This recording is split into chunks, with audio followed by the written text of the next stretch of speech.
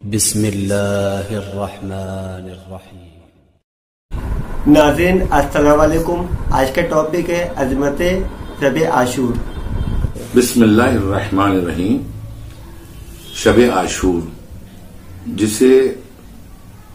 روز تاسوعا بھی کہتے ہیں اور اس کی شب کو شب عاشور، یقیناً بڑی اہم شب ہے، عبادت کی شب ہے، اور یہ گویا مہلت کا وقت ہے کہ جو امام حسین علیہ الصلوۃ والسلام نے فوجی ابن زیاد سے مانگا۔ جناب عباس گئے اور انہوں نے مہلت مانگی اور یہ مہلت مل گئی، اور اس شب امام حسین علیہ الصلوۃ والسلام نے جو کارنامہ انجام دیا وہ یہ تھا کہ چراغ پہلے جلایا، اور چراغ جلانے کے بعد سارے صحابیوں کو بٹھایا اور اس وقت کہا کہ دیکھو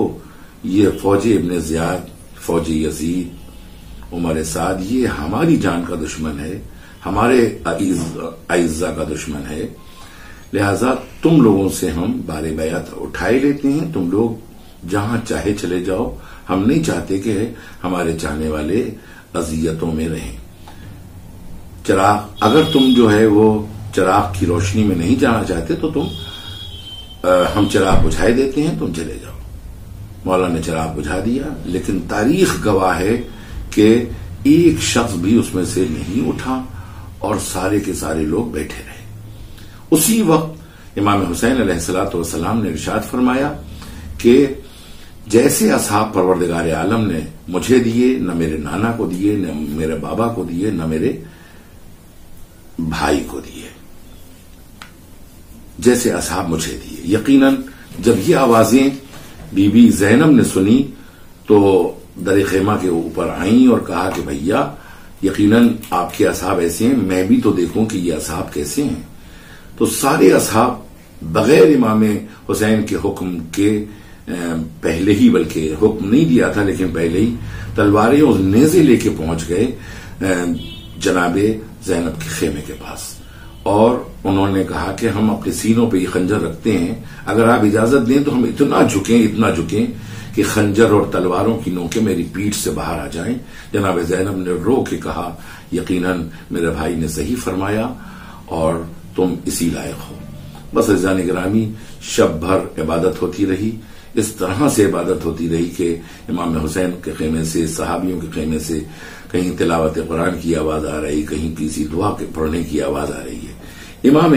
جعفر صادق علیہ الصلوۃ والسلام ارشاد فرماتے ہیں کہ آج کی شب اگر کوئی دو رکعت نماز کر کے 4 رکعت نماز پڑھے تو 4 رکعت نماز اس طرح سے ادا کرنا ہے کہ 2 رکعت کر کے پہلی رکعت میں الحمد کے بعد 50 مرتبہ قل هو اللہ، دوسری رکعت میں بھی 50 مرتبہ قل هو اللہ، اور سلام پھیر کے نماز کو تمام کر دینا ہے۔ اسی طرح سے دوسری جو 2 رکعتیں پڑھنا ہے اس میں بھی 50 مرتبہ قل هو اللہ سورہ الحمد کے بعد۔ تو کہتے ہیں اس کا ثواب اتنا ہے کہ 70 سال کی گناہ پروردگار عالم ایسے شخص کے معاف کر دیتا ہے۔ تو پروردگار عالم نے یہ ہمیں شرف دیا ہے۔ اس کے علاوہ جو دوسری چیز ہے وہ بھی ایک روایت ہے، چھٹے امام ہی سے یہ روایت ہے کہ جو شب عاشور 4 رکعت نماز اس طرح سے پڑھے 2 رکعت کر کے کہ پہلی رکعت میں سورہ الحمد کے بعد 10 مرتبہ آیت الکرسی، اور دوسری رکعت میں 10 مرتبہ سورہ انا انزلنا، اسی طرح سے پھر 2 رکعت نماز ادا کرے اور 10 مرتبہ سورہ ناس اور سورہ فلق دوسری رکعت میں پڑھے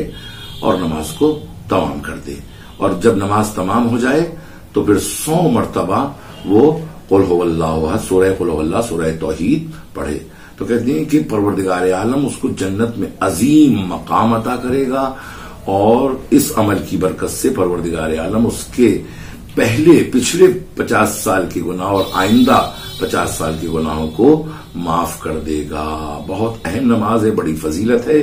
مگر ان تمام فضیلتوں کے ساتھ گریہ کرنا، ماتم کرنا، مصائب پڑھنا، مصائب کے اوپر رونا، فرش عزا پہ بیٹھے رہنا، رات کو جاگنا، امام حسین کے غم کو تصور کر کے رونا، گریہ کرنا، مجلسوں میں جانا، عزا خانوں کی زیارت کرنا، اور ننگے پیر خاص طور سے شب عاشور جو ہمیں عمل انجام دینا ہے، آستینوں کو کوہنیوں تک چڑھا لینا ہے اور ننگے سر اور گریبان کو چاک کر دینا ہے، تاکہ یہ احساس ہو کہ ہم امام حسین کے سچے عزادار ہیں۔ اور اس طرح روز عاشور میں بھی رہنا ہے ہم کو، شام غریبہ کی مجلس تک۔ شام غریبہ کی مجلس میں بھی ہم جائیں گے تو ننگے پیر جائیں، آستینوں کو چڑھائے رہیں، گریبان کو چاک رکھیں اور چہرے پہ خاک لگی ہو اور سر ننگے ہوں، تاکہ اور چہرے پہ اور آثار ہوں، اور ایک دوسرے سے جب ہم ملیں تو ہم سلام نہ کریں، آج ہم اپنے لیے دعا نہ کریں۔ شب سے لے کے روز عاشور کے شام غریبہ تک تو امام محمد باقر علیہ الصلوۃ والسلام نے فرمایا ہے کہ جو اپنی حاجتیں شب عاشور سے لے کے روز عاشور تک نہیں بیان کرتا تو پروردگار عالم اس کی تمام حاجتوں کو بغیر مانگے ہی پورا کر دیتا ہے۔ مگر یاد رہے آج کے صحیح اعمال امام حسین کے مصائب اور امام حسین پر گریہ، مجلس میں شرکت، عزا خانوں کی زیارت ہے۔ اللہم صلی علی محمد و آل محمد۔